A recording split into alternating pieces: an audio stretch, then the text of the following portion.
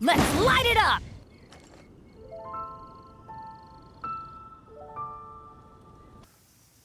Let's discuss the cooking system in Genshin Impact.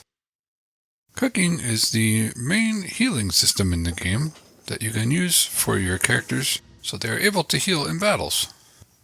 In order to cook food, first you have to find a stove or a campfire, and you may need to light them with the pyro element first before you'll be able to cook. You can use various items that you find while out exploring the world of Teyvat as cooking ingredients for various recipes, or you can purchase them from certain shops like restaurants and grocers that are found in the various towns. In order to be able to cook a dish, you first have to have the right recipe and use the recipe item from your inventory menu in order to learn it. Once you have learned a recipe, it will appear on the cooking screen as a dish that you can make. There are various ways to get additional recipes in the game, such as purchasing them from restaurants, receiving them as quest rewards or items from treasure chests. You can gain some recipes from the local regional reputation system, and more. Some characters are able to make a special dish with the right recipe.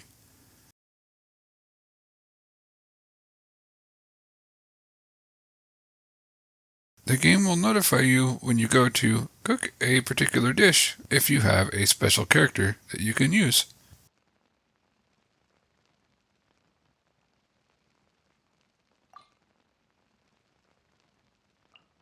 Other characters may give a boost to the results of cooking due to their special talents. When you go to actually cook a dish, it begins a timing-based minigame, with the goal being to perform a perfect cooking. If you stop the indicator on the screen at the smallest section, you will achieve a perfect cooking, which results in a somewhat improved, delicious version of the dish. Compared to a normal version of the dish, if the marker falls within the larger area on the outside of the perfect cooking range, or a suspicious version of the dish if your marker is not in the target area at all.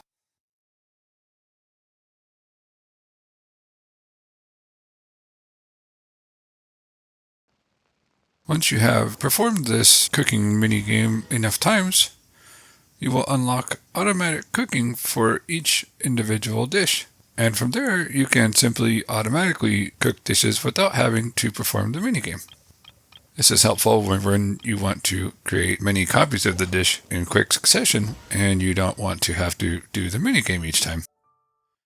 You can receive certain character stat buffs from food that can be helpful in completing certain exploration tasks, such as swimming, gliding, or climbing for longer periods than you normally could in order to reach distant destinations. But you will not need to use these kinds of dishes very often. In general, there are some pros and cons to the cooking system overall. For one thing, it takes you out of the action in the middle of battles.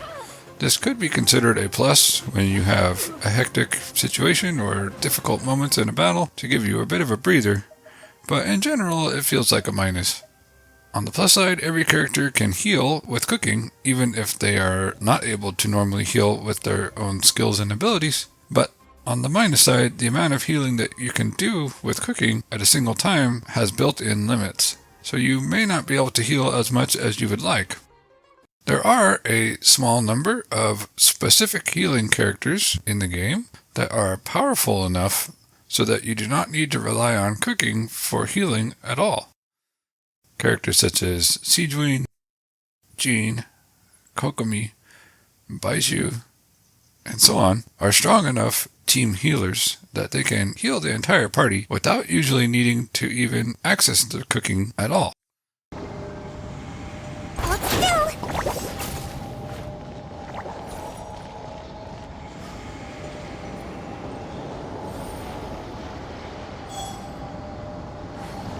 But even with these strong healers, if nothing else, the cooking system remains essential for reviving characters that get KO'd in battle. Otherwise, you would need to visit a statue of the Seven outside of battle, or utilize certain high-level constellations of particular healers like Barbara or Chi-Chi to revive once per 15 minutes. Neither of those are ideal alternatives compared to reviving with food multiple times during battle that you just make from the cooking system. So even if you want to keep your use of the cooking system at a minimum by using those powerful healers, you will still at least need to make revival foods to revive your characters when they take too much damage. If you are enjoying these videos, consider leaving a like and maybe subscribing to this channel if you haven't already. And I will see you in the next video.